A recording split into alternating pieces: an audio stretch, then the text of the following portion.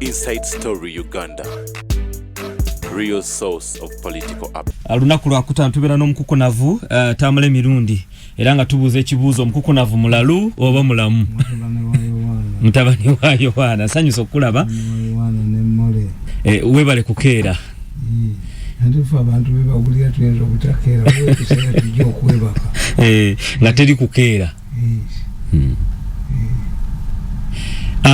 Binje bibaddewo Kenya yaviiriddwako president wane Uganda twakyaziza ba president babiri. Program si ya review. Mumala nnyo okudde mu bintu ebyokudde emabega. Review ndala program ya review etwalabudde. You have 1 hour. Mulimu n'ebirango. Wabasonyiye. So you must be topic. Waliwo akadde katambula ne gyagenda inake ya sharinze ku Twitter ye. N'agamba nti Mwasoma diplomacy. Diplomacy. Ekizibu ekiri mu bamawulire ba Uganda. Tinze abantu bajje wange ne baŋŋamba. Njagala omwana nga abeerenga gwe n'omugamba nti gwe ndambuuza wasoma ki? Ndasoma mmere nga ya mmere. Ebimu ndekuli ebitabo byange nembi esomero. Kati ndasoma international relations. Tusoma international law ne diplomacy. Diplomacy tegeeza ki? Nebabuuzizza nti bw'olaba delegation ya Ukraine ng'esinkaniye neya Russia bakubagana. The guiding factor is peace talks. Twogerezeganye. Peace talks is guiding. Netoga nti aba Ukraine si banyiivu. Era tebabasonyiwa. This was a function. Did we meet at a party? Did we meet on the streets of Kampala? Did we negotiate talks? Well, how did they expect me to conduct myself at a party? If you don't want to meet people you don't like, don't attend. Because your enemies are not somebody's enemies. Party yabadde ya mulala. Mwena mwayitiddwa. Yes. To take mwena mwaze ku party. No, we were fighting to access the State House. Now that I've accessed the State House, the matter is over. It depends on your knowledge. Nti Chigundu bakazi be bakubaganira mu court. Ne bamufining $1 million. How can you transfer your stupidity to court? Batasobola na kwerestraininga mu court. Nali nsoma diplomacy batugamba ndi omusajja yatendeka kapa ne werekera abagenyi kapa ne batuuza mu bifo byabwe. Abantu bonna kapa bagitendereza nga bwe erina amagezi. Naye mwalimu omusajja mugezi alinga Mirundi yajja ne messe ye kasita yakanyuga emmese. Obwongo bwa kapa ne bukoma okutegeera. Abantu gyadde batendereza nga bwetuuzizza buli omu bwerabye ku mmese. Obwongo bwayo bwafu nedde primitivity yayo. It's not how some of us behave. Nti ne bwolaba emmese. Yes. Obwongo tebumala gagenda. Bwe banteeka mu Gondi organizing committee saagendayo. I cannot meet Kalugire and Kiwanuka. Blocking sente zangu. There's a strategy. You can coerce this man into submission. It cannot happen. President about the sente zangu mazimbe. Zibanga zizo ziba zina kuweebwa. You don't dangle money. We know when to fight and when not to fight. So in this case it wasn't time to fight. Yes. Because it wasn't ku party ya muntu. Atenze go bagoba mu State House 9 years ago as a chicken thief. President yangamba ti obukolwa mbuyita mutya. Ne bugatu buyita butulumi. Nangana yoma yibo bwezinga ku musoto omunene bugulya. Obukolwa bukulidde. But I found the bukolwa there. What the president described as obukolwa. I found them there to demonstrate that I'm not swallowable. I did not emerge from their stomachs. A huge snake emerged in the State House. Under the invitation of the president and his wife, who at one time described me as a swallowed big snake, huge snake. What type of history and triumph is this? Yes. You know, when this picture you know, came out, kati people were saying, oh, we are disappointed. Kati disappointed yani yangamba era nkukuba. Jagera na ngamba. Let me tell you. Nti abantu bano bayina obupakasi mu mitwe ne mwenale mu mwekiri. Obupakasi mu mitwe. Nti when your wife fails to cook proper food, then you must go to the neighbor's house. Here was omukazi ategeera. Am I fighting your battles? I'm fighting my battles. For 9 years I have not received any coin from government. Even the vehicle, namafuta bagajawo 20 liters. For 9 years I have not received any money from Museveni.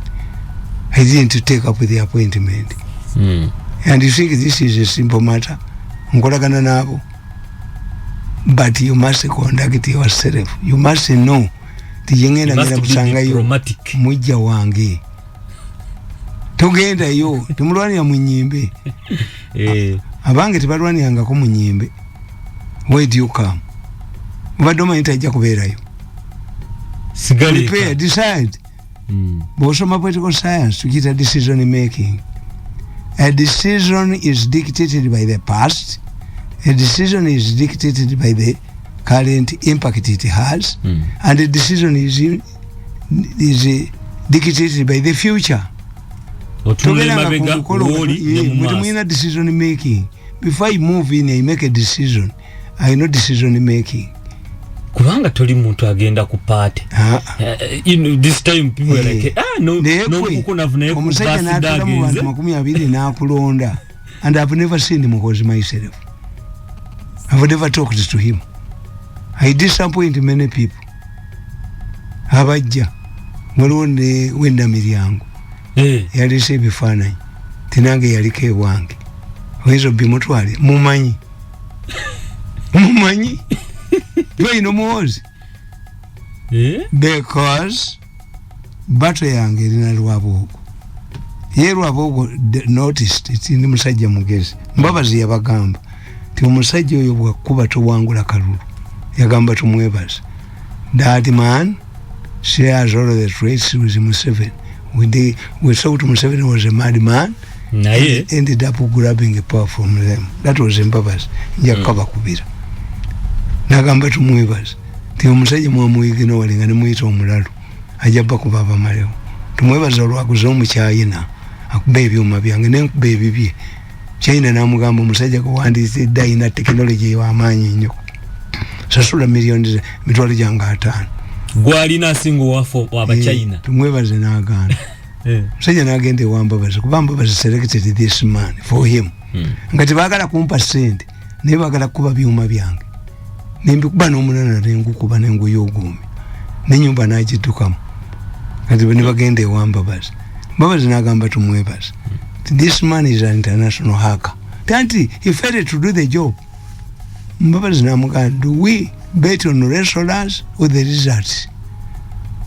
Give this man his money. Yimuwe sente ze. Mbabazi nakwata dola emitwalo 15 n'agitwala ewo omuntu azimbe nembaga njagala 5 njagala dola 5 zalemerayo mwakubye ebyuma byange njagala emitwalo gya dola 5 15 nagigaana. Yes, and mwasazeewo you have decided to rape. Continue raping because it was your decision. Atwezo kantu negotiating mu middle nga nkuwangudde bring $500,000 yaleta 15 nenzikuba era bwe yaziteeka ndowooza zikyaliwo oba yazijjawo. That's me. Cause nababala a decision. Yes. Mu kiseera. Yes. How many in 9 years who has invited me to State House? Who? Did you see me shaking hands with the narration? But it's just a photo, a joke. Tumwebaza arrived at Rugoko, earlier than anybody. Natula mu kifo bamulabira nagenda ne mubuuza. you have come to our side. You have been attacking Muhozi.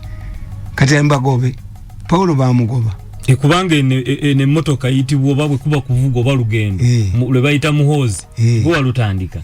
Stand by generator. Reta nanyega kigambo. So me, I look far. Tibabadde balowooza bakitandika. Nibaga how do I undermine Muhozi's celebrations? Nebaleeta omukazi nti bamukutte. To dwarf. To overshadow this one. Kulaije namukwata. My disappointed with Kulaije. Singa yambulirako. Miso. Mirundi Internal Security Organization. I have capacity to retrieve for voices. Yes. Omukazi must be arraigned before court. Awena ali muwegwira akabanero. Kulaije Santefe Kale pull over into the woman is a liar. Should be charged with treason. Nebava nebaganti to inciting a Kalama younger people in the Kalamoja, and he is a commander and the forces. Nembagambo Yosimu Pokoto trains a cook in the Kalamoja. That is there no peace in the Kalamoja. Nebaganga, Nicola Toto Black out. Did the publicity was given to the president of Mozambique? Is it the same that was given to Kagame? Mwalimu Wekech Fana could board activities. Kumuhozi yachikozi. But the voters will tell you, never quarrel with the success. Because wazalo abalongo. Oba mulemu oba muchi oba muzibe. Abazadde abanalongo. Yakoti mwena mwina kuti oba nalongo oba muchireke. Era nze not to embarrass my wives. Nina abalongo. Oleba mpita salongo. Yes. Nalongo yali alita akajanja agenda ku radio. Nalongo Tamale Mirundi mugabiddemu. Bekiboko ndo ntege. Abalongo bayonkera waka ewani. Eriyo n'abatabalina naye nga beteeka ko success yo basalongo. Basamanje n'ababo wabawemula. So you see, for us who are diplomats, we know. Omusajja w'Ukraine yakutte Secretary General UN namukaja ntugende. Unabera sake tukoze. The man proved two things. This city is liberated. Tuwaba kubintu bajjawo. That's why you can go there and witness. Oleme kubeereyo mu kizimbe olowooze nti emirembe tegiriwo. Waba kubye kubanga damage etegeeza baaliwo wano tubakuba ntubajjawo. That was the man's argument. Two, you say you are neutral. Neutral. Yangola be damage. Kakati what will be contained in the man's report. Abalasha bamututeka kuba Ukraine gye bakoze damage. We are strategists. Kakati gwe nabagamba tigwe omuntu ngotwa ogwe. The only place you visit is a toilet. Will you quarrel with the toilet paper oba byogenza okolayo? Kati tesijajinga nawe. A diplomat must conduct himself at whatever. What if they wanted to provoke me, to divert attention? It can also happen. Anti bali bagala kutachiri. The pastor boge bujingo buyalisa chief celebrant bamukubirawo. Kiri ekyemyaka girine chifa. The attention shifted to bujingo, not the function. Nza an expert in propaganda ngebyo binkola. Wabirawo ekiteekebwawo ekiwuddisa ekibajja ku mulamwa. Bakuba biri go. Is an issue at hand? Wabawo ekijja abaana ba DP yosi gondi abo bakuba birigwa bamuteka konti is a homo, which is not true. Kati mwana yafukamira nga twalina tatu lechi nga mwogera mukalukamu kukatala kamu. Omwana wa DP yajanga nafukamira birigwa ddayo dio kutunda akabina. Birigwa namukuba oluyi. Abantu nebagaka kati omwana afukamidde omubuuza. Atakuba wachi. Yes. Nabaga nti Mandela bwe bamuyembula mu kkomera yali tasibye bugwo bwangatto. Omu ku batormentors be mu kkomera 27 years nasiba obugwo bw'enkatto omuzungu. Did Mandela kick him? Did he object? That was the beginning of a new South Africa. Learn how to conduct yourselves at functions. If you are going to meet, you should know that the man needs all of them. Gwebota yakali woto baitayo. nebo ogenda ku mukolo gw'abantu abalala ne dress tujibala the dressing code bagenda kwambala batya kubanga sigwa gukoze togenda bubato ina mpisa ngolinga kapa jibasulire mese netabuka togenda ngatumanyi kwefuga ngatumanyi kwefuga era bateeka ku kadi zonna tibubanga tojja kujja tubulire kuba balenjinga emmere na biki enamba zizino kuba kakati nze a diplomat eyasoma diplomacy I conducted myself differently at a function. It ended. That's how it ended. Kati kino kigende maaso. Ikire kigende maaso. Ndego lokati buli wamolwanira tuli above. The difference between me and those who never did diplomacy twabukana. Professor wangu wa diplomacy yali nyize nnyo. Ti omusajja gwe nasomesa international ate bwati bwa naye diplomat nena akola ebyo ku mukolo the attention would have if I had made a mistake all of these the photos would be flashed on their front pages down because I did exactly the opposite of what they wanted. I went back to State House as an invited guest, not as a worker. A person who was bundled out of State House as a chicken thief, I went back. As an invited guest. A huge snake that was supposed to be swallowed by the Bokolwa. I found the Bokolwa there, but I don't emerge from the stomachs of the Bokolwa. Kakati mutemuwa, you don't evaluate. Nti, singa muhozi yabadanani. African eminent persons. Mwali chikiriza. A young man, a soldier, who is not a diplomat. Ngabandaba foreign affairs bakutesa balemu. Nagatta Uganda ne Rwanda. President Kagame mazemi yake natali nyanga kowana. Echo tebekikuba mawulire gaabo. Accept omwana afana tata we.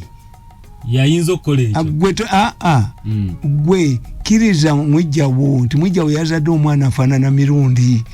Neto kapandai abantu bamanyi kufaanana oya bakusekerera bagabu bali kutute kaga nebu bali kutute ku maaso abantu bakula ne akati oyayogeza bwa with the success never qualify baganda batuga nti omukalukalu omusima zizza ngomayo ente ebirala byonna obwatu mwagala muhozo baki naye kino kye yakoze kikirize kuba kyabaddewo ne image yembadde muyinako when you read my book The Lion and the Masai Warrior I handle this issue nakataba kenda muwandiseeko tweets biki is it the man who presented who talked to the audience tamanyi na kwogera tamanyi kola atya kakati eyo image mwagivuddeko era nze ndabadde mbalaba ku byuma byange we must go back to the drawing board. Yes, but drawing eki bakole ekirala ekyo kyabalemi banne ne bayimira ne bamugamba kyanda yagambe nti afende muhoza yatandikawo special forces afende muhoza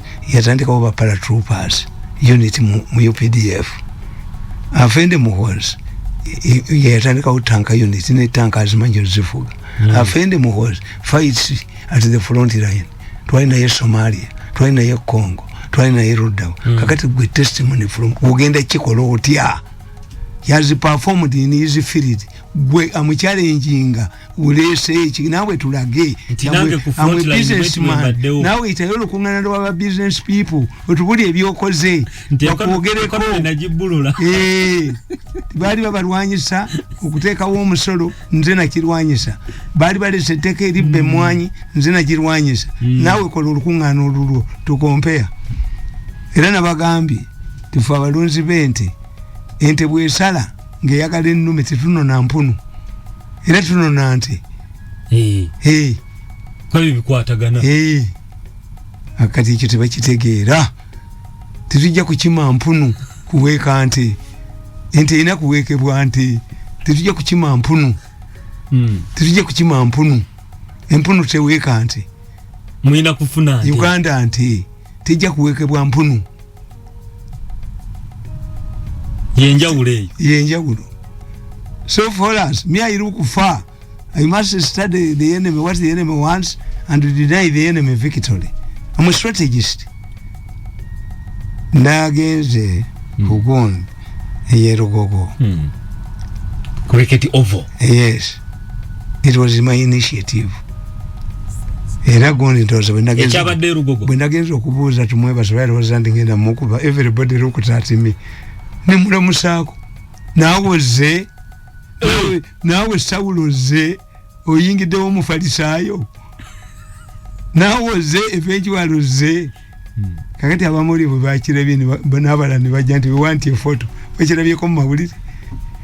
I defeated them. Because of that statement, now was there because their thinking was to somola kujja. Bago Saulo bamugoba. Umaru bamugoba. Nabbi yasaba nti Umaru ajeni. Have defeated you. Sairu kufa. Era Sudiro, you had him whispering. Samuboza, yali behind tumwebaza. Sudiro namuli anga agamba. That man is highly intelligent. He helped to recover my bank. Ubami airu kufa. Nabagamba nti banka ya Sudiro batuze ntuge. Sinna kyodesi yayo. Nti tosobola kugamba. Ti omukazi yalemeddwa kuzimba eddwaliro. Omuwamonopole ku mwanyi. Ziri ennoni ze mbadde mubba mu nnyanja ne mukuba amaato g'abandi mubatta tebaasoma. Tebalina media. Amata gemututte ennyama ebikajjo by'abasoga abo tebaasoma. They don't access in media. Emmwanyi ba stakeholders ababadde bazitunda ebweru nabo balina noise ng'eyammwe. Temujje kiyitako. Buli muntu alina emmwanyi. Kakati ye kiwanuka kubanga nabagamba nti emitwe gy'abantu basomera China tewali democracy. Ne president wa bamufula life president. N'amagezi agavayo gabaga China. Yeah. In China, but where Idi Amin in a degree. But in Uganda, once you negotiate an agreement involving money, you must get money from the state. What channel, where do you get money from the state is parliament. It must go to parliament for ratification. Chibuka tachimanyi. Ya gamba buga nti kijja kuyita munga kiyita mukiti. Abaka ba parliament bakiriza okuyisa ekyemwanyi monopoly. Everywhere monopoly. Bale tabas utode ina kuvaawo. Bwe bakufuna ebbeeyi ennuni balina kuwamba nnyanja. Bwe bafuna ennyama balina kugalawo balala. Mweri mu faludon. Bwe babba amata izine mwenti mujje zibba. The stakeholders bali formidable ngammwe. Nenga bachiwanuka otunulira emitwe n'ogamba kuba this deal is good. Ne bayimirira ku mabuga according to you. Do you know its implication is? Ndinagula store naye jagulya mukazi. No wakatasa mu kyalo no wendebe. Abayina already agreements ze basayininga. Kuba it has been si kye kisoose. Bantu batandika okugula emmwanyi balina obligations. Mu taxi tuwewole emmotoka tejja kuleeta basi bano balekedde ki tibodaboda jazija nga tezikyayingira. Monopolism, why? They're not businessmen. They don't operate buli kimu kyonna bujozi busuma bujozi kati obujozi n'obusuma binuse buli omu abiwulidde. Eno ye climax. Do you know nti Abamerika bwe bagenda mu Afghanistan Afghanistan ene Misiri gyenjaga bakwata ku njaga babaga mukwate ku njaga mulabe oba mutulizidde ekirime ekirala. The Americans ignored the enjaga. The Americans who are fighting enjaga mu Gundi and mu Latin America, they ignored the gardens plantations of enjaga. Americans used to move nga baziraba. Nega tebalina kyakola kiri kintu kyabwe babakwata ku njaga baali bazeeyo emyaka 2 otuwadde Abafghanistan obawadde njaga yaabwe tugikwata tosobola kukwata ku mwanyi. Alokansi yakiwonuka bajja mukuba nti that's Museveni's problem of bringing these younger people who are roof. Ijja kuyitamu kinga kiyitawa you lose. Emitwena gyonna ejali Arrogance. China bonna bakola China North Korea. You cannot take my son to China. Why? China njika yochi. China even to join the Communist Party you must apply. China president wa life president Kabaka. China ina parliament y'abantu 1,400 mu mwaka etula emirundi ebiri tulaba stamp the people bolo. China boba sente zaabwe bayina persons 3 malaini maroning yona na Ireland life imprisonment bakuba amasasi wano mu Uganda webiri kati ogende China osome yoki omuzungu najja wano kuyigwa ku magembo ge wabwe jeziri systems tuzisoma systems analysis what applies here and there. I mean, could make this going to draconian agreement go through too. How can you hand over this way to the person? Mwaso dwali tidia mulema atiba muwe mwanyi kafero chiyagamba nga atali na mkusabandala kwa kulima nti bampe nganga. What arrogance? Why do you discredit a person ngatonge no mu mulimo omulala? What implications? What's the impact of that decision alone to give monopoly? Wale abasajja balima wane mwanyi musajja aliyeyo bamubende yerimire mwanyi zenaze exporting. Are you putting him under also this woman? What is centralized processing that is acceptable?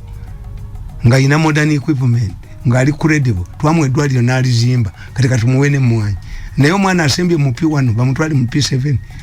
What type of brain is this?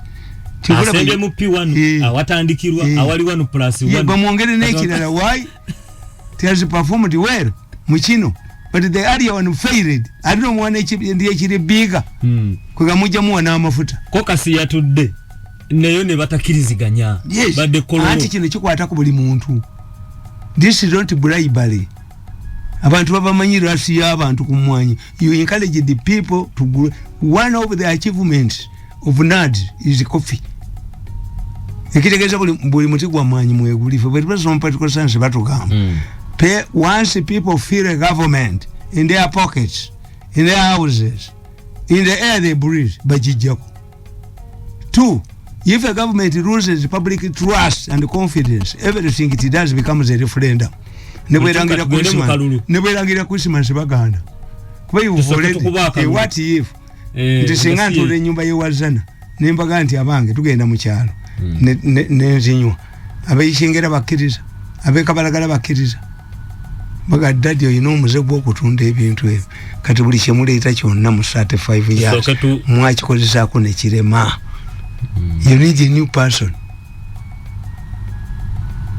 Ekintu bwekigana government is very sensitive.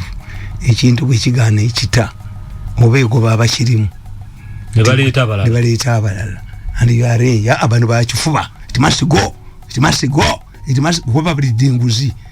A defeat is humiliating. Do you know how can this man who sleeps in Zana defeat me? Yes, zaluma bigere nayo mwe okutegeera go wasulangawo. Is it pilot wa Bill Gates asula mu nyumba esinga ya Bill Gates amuvuga? This is a brain. Not where is my residence. Jonda kutobotabo bwange bonna nembutwalira ku secretariat. Nembaga nti obutabo bonna nabukuba nabulemesa nenokalira wansi we ninokubeera ku kachiko ka Museveni akapublishe nga ye akakulira maye mupaka nga sigwe akakulira yenga yakakulira tisati nezigabira bwerere kofire mitwale biri nenjigabira bwerere kati bono obutabo nabatwalidde omvuka najereka nagamba genda wanalwesa akwesente butuwege ekibiina okolera ekibiina ndi member w'NRM mundaka kadi yange ndi namba mbeka mu kibiina ky'NRM nkolera ekibiina nimbuga gumuvubuka gwe nasanzeyo negwo ndi dombo Emmanuel nembagamba temwali sese bwolaba omukazi akanyugidde empeta kitegeeza obufumbo bufu. What if tomorrow nemotoka za mwenzi badisa? Don't laugh.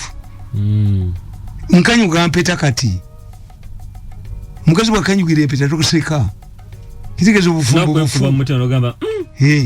Don't give me man and see mbalageko amusikise 5 okyankolaki bonsiba mukomera mfamangu oleze ndi musibe wa Allah andi miaka nkaga mu 5 okyankolaki kiche kyagala kunsi kyesifunye munkudiza abaserikale bo ntandikidde ku butabo n'abasirikale nyezo bakumya n'emmotoka etali mu mafuta n'otegeerera ddala nti obufumbo bwafu naye ne batunudde n'enseka tugo tunalweso bw'obutabo bwamalangako emitwalo 5 nakuba obutabo bumeka n'abatwalidde mugabire bwereere ti batuwenga ekibiina bukola ekimu ndi namba meka mu kibiina kyendage era Dombo namugaye nti nze n'enkola yange bwe mba nakulabyeko nasembayo okulaba Dombo emyaka ago egiyise baali bali mu gurupu eremesa embaga ya Muhoozi wasembayo okulaba Dombo nga bakuba kuteesa ne mugatujja ekiisa nze Muhoozi saamulabye eggulu saamuwagadde eggulu bakatuli kibaga nti Yesu nakuwagala dda nenkumanya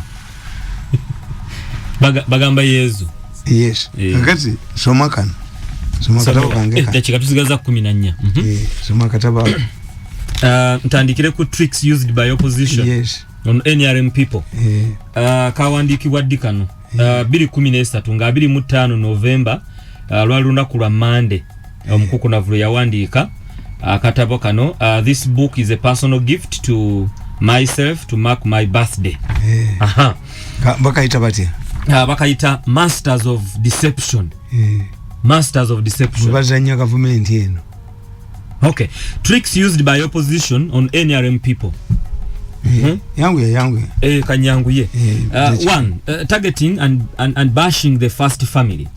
In a strategy to undermine the government, they have targeted the president and members of the first family.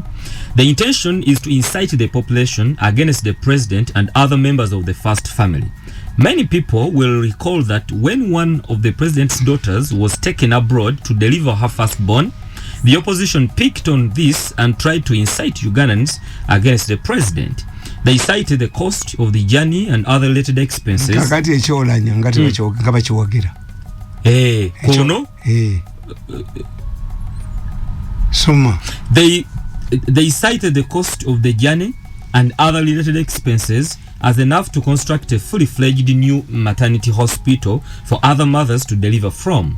They argued that since the president has liberty to take members of his family abroad for treatment, this explains why Ugandan hospitals are in dire state. This is a lie because the NRM government has evidently invested heavily in the health sector, which by the way doesn't stop at health facilities but cuts across other social sectors like clean water and secure environment that permits establishment of private and affordable medical facilities around the country. Muhoozi scare. Muhoozi scare number 4. 2013 tuli ku tricks used by opposition on NRM people. Akatabo kabiri meka. Kabiri 13. Kamaze myaka emeka. Kaba kageze myaka 9. Soma Muhoozi scare. Muhoozi scare. When UPDF went to Congo and defeated both CONI and ADF, those who had invested in these criminal groups turned their anger and frustrations on then Lieutenant Colonel Muhoozi in order to undermine the mission. We heard all nonsensical arguments such as the military option was not necessary and that negotiation with these criminal groups was the best option. But those advancing these arguments believed that the rebels, through peace talks, would find their way into government and get their leaders political jobs, ranks in the military and the government.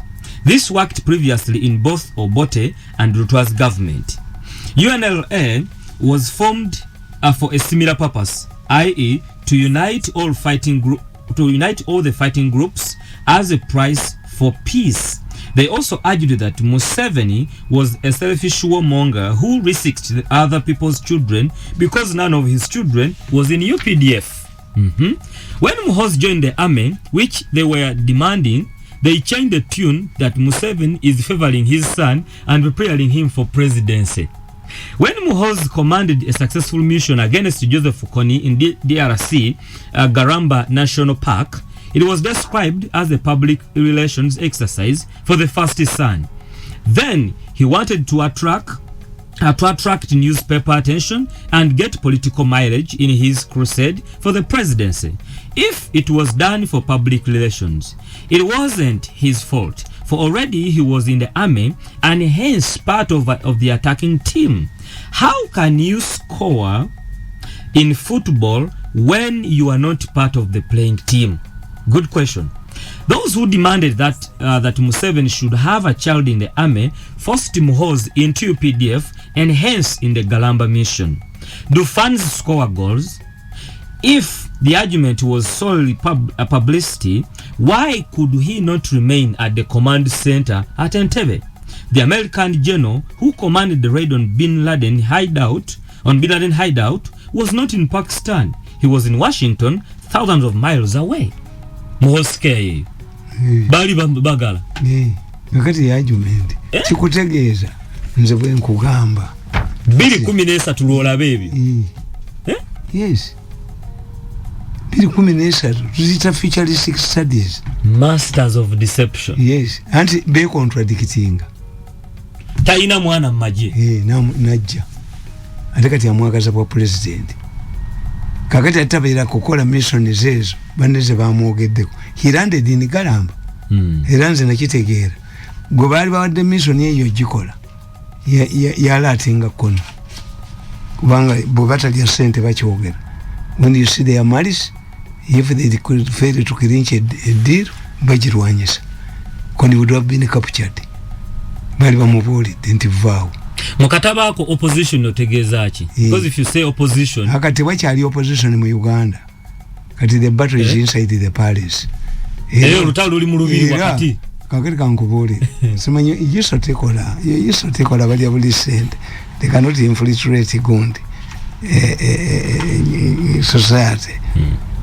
Somebody is mobilizing abanupu abani immediately after this is Muhoozi success story. They are mobilizing them by in a meeting.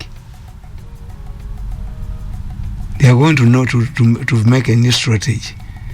Kwachi no chacha eyagala kuba kino kyakala mujja kyaganye ekya M23 kyaganye Kagame came. But look what the newspapers, the publicity given to this Mozambican president and the Kagame. What do we share with Mozambique apart from agenda yoku training? But this is a man who has solved the border impasse. Waliona byeko TV yo nekulaga ekiri ku border. Ori he came here for 1 day visit. Nenga ya mugaso. Onaze for 3 days visit. Nenga una kubona chimamina muchi tewali asikowalinga mukino muwe Mozambique tewali direct benefit atenga lebo tunayiwa amaje egundi Mozambique era Commander Land Forces ajagendayo tulina womuonera ayino genda banga tuyamuleta maje gwa muleta liye kolera bibye yali ne Salimu Divinity Union ne mukola noise this tosobola kwajuwinga nga toyina. That's why for me I record myself, I go back and listen, not to contradict myself except when the situation changes. Hey, and even to appear on Muhoozi's invitation, how many people are invited? To ensure that if Lucas were not allowed, you had to read your name. My name was repeated twice. I saw Tamale Mirundi and Joseph Tamale Mirundi. I thought it was my son. You had to read Joseph Tamale. What do you stick kuno? What is to train a wotula? Toina loading Gundi pass. Invitation yetegeza nti omuntu akulowoozezaako twice. He knows my character. Eri ku organizing committee aganye kuba nanye ndi okusisinkana nayo kuba strategy yaabwe bano bakiwanuka bakalugire balwabo nti he must surrender the recordings ate zitalizaabo mbu bantu te mu court ate zitalizamwe zitalizamwe man ate lwakimuzagala si zamwe ziri fake. I always acknowledge ziri fake ate lwakimuwaaba mu court tugenda muwaabira butambisibwamu alisibwamu ntinzo Mirundi kubukambwe omwana si wange ne tugende mu DNA omukazi kwesirabanga ko tugende mu DNA I slap you. Echokuwa chogere yatuyaze ego. Omwana ogambe siwo. Izi Jesus. Atula achogera mu gene. Naruwereza ku SMS. Ndisako ati omukazi ne mukuba mukomera. Yesiba omukazi. Yali London. Mutabani wange omuna afunyisa muwala wulu nga basoma wamu. Nave London n'obusungu bwe. Nateko omwana wange mukomera. Nali ndina bweru n'enkomawo. N'omuwala ne munonya ne mukuba mukomera. Bombiri babeeramu. Nitulevolinga ground n'omukazi. Muganja kalombolere. It takes two people to make a pregnancy. Yali muwereza mu SMS. No wange lwatasomanga n'ogoti yasomanga. Fena twakola losi. Nze ekyanyambo we yayina kabada. Singo wange mwala singa ya lulina.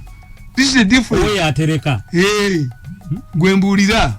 Yamulepinga. Yaluwereza ku SMS. Why do you put mine inside? No we namukwata ne muteekamu. Ne tubalansinga.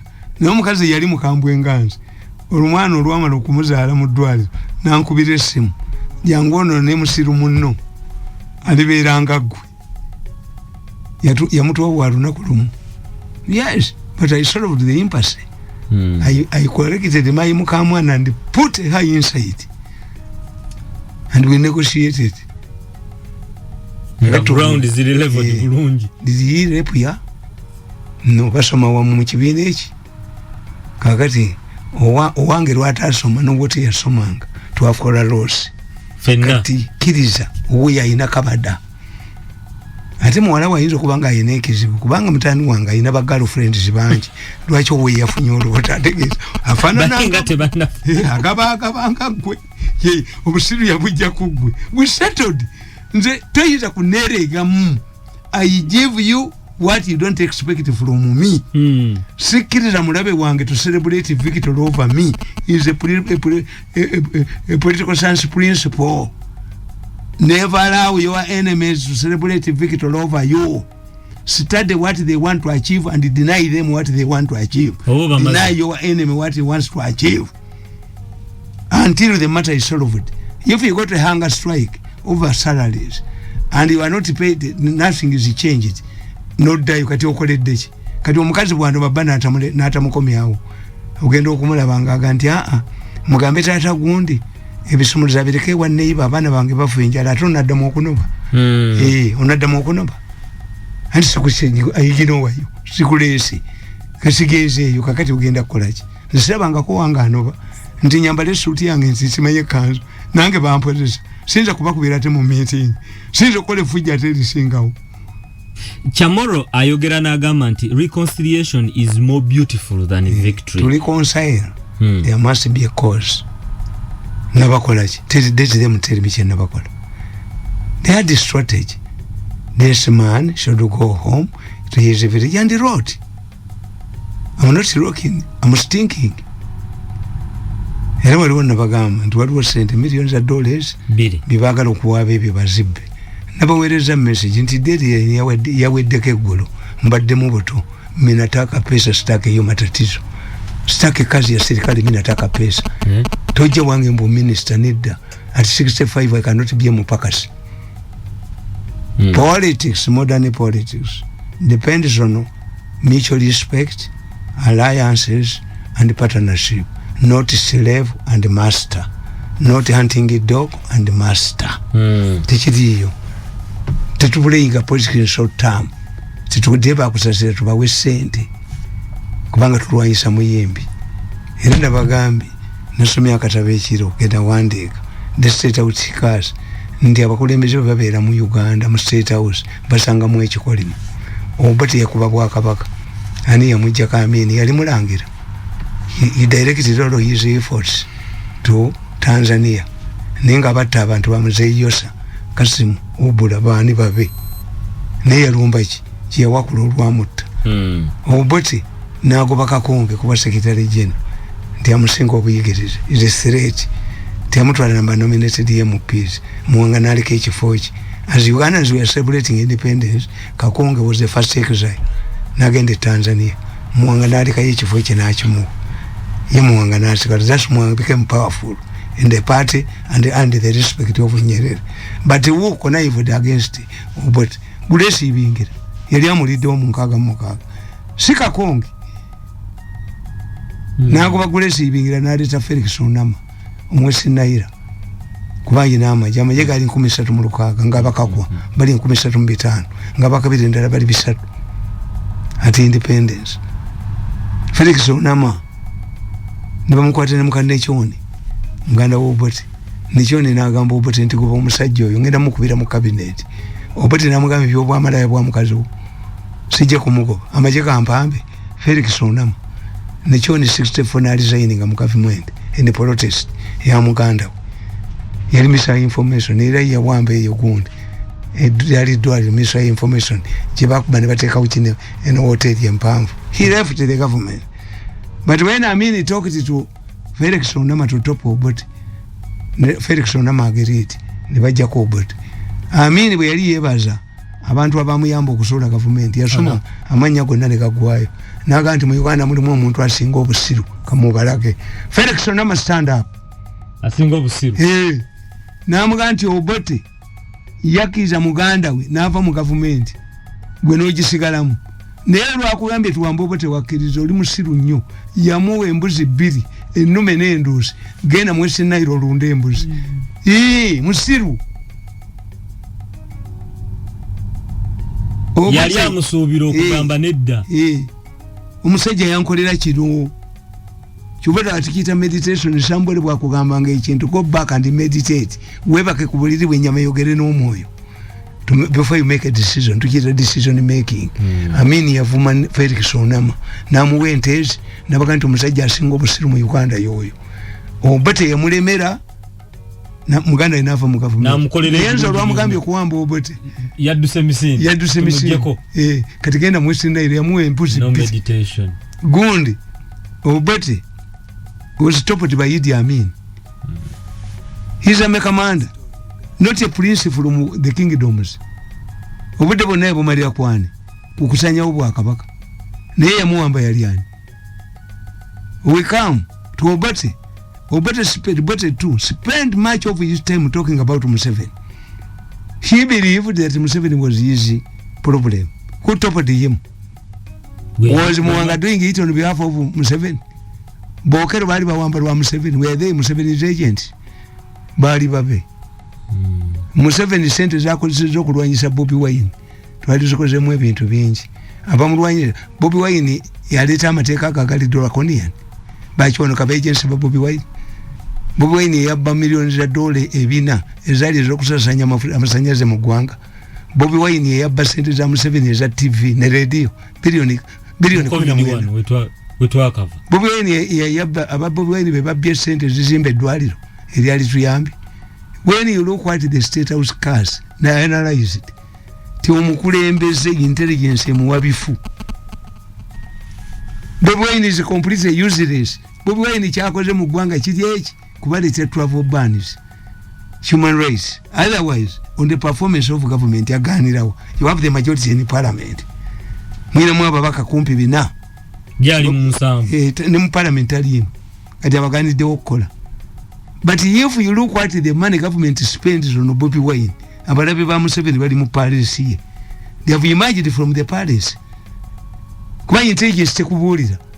Nakuga nti intelligence eringa mbwa. Fa abayizi kasola embwa nga bwogiweerere komawo mu magulu eba emaze okulaba engo oba ttimba. Intelligence tesobola kubuulira nti mukoddomiwo.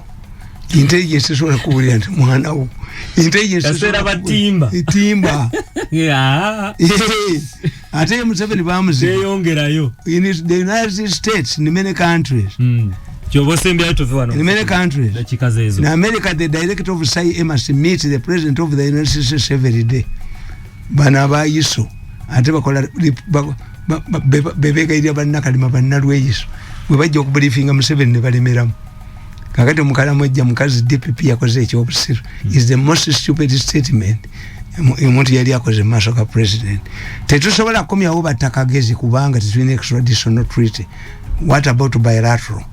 What about trying this man in absentia?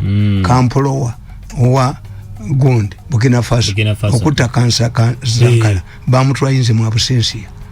tasobola chikola what efforts did you do ne Museveni bamuzanyira ku kintu kimu nti agenda okukomyawo abantu abali ebweru y'entapo yakulo omukazi oyo Kagezi yagaana sente miliyoni 600 nanoonya Museveni amuwe security n'agaana bali bagenda kikola bagemeere mu mubuuzi ne bali bagenda mutta ne mujjako security sejja nerigende wabagemeere nerimugamba nti tukujjeko security tokyali mulamuzi kubanga n'akakiiko tekanateekebwawo tuwe miliyoni 3 buli mwezi okukuuma bagemeere naganzijjewo sejja lyali lifuluma nerimugamba prepare your gulefu teka jola intana airport bagemeere tanda bangako but I used my gun underground gundi zange this woman is in danger hili mubuuza I talk about living people naye ono omukazi yabula security nibaka tumuteteka w'omulala omukazi was assassinated ngali mu maaso gakulo yali anoonya Kameme. Where were they heading to Nakulo? What happened when the woman was killed by these people who fired bullets? What did the escort of Nakulo do? Did they fire back? Why were they sure that the target was Kagezi? Immediately after Kagezi's assassination, Kabushenga in his newspaper New Vision said he was launching a fund to help Kagezi's children, to divert attention. When Gund, Makerere University many was gutted by fire, Kabushenga published a story. Chinese to construct it. Is it construction or arsonists? If you construct it again and they are arsonists, this is why. Basose obabomu obasibbomu ne yemotoka ya principal judge Bajirumbi the following day nebocha Supreme Court. Supreme Court. Ndi baso umpokoto yarumba guti ali mu court masa trying emisango nalumba no yo DPP. What do they share in common? Ngofunye abasajja nga bafa bali emmere kubana bagamba nti when you are investigating crime 40% of the evidence remains at the scene of a crime. One day byonna bijja kuvaayo noga nti gwe abayo kyamasiro ge Kasubi tobamanyi abayo kyamasomero tobamanyi.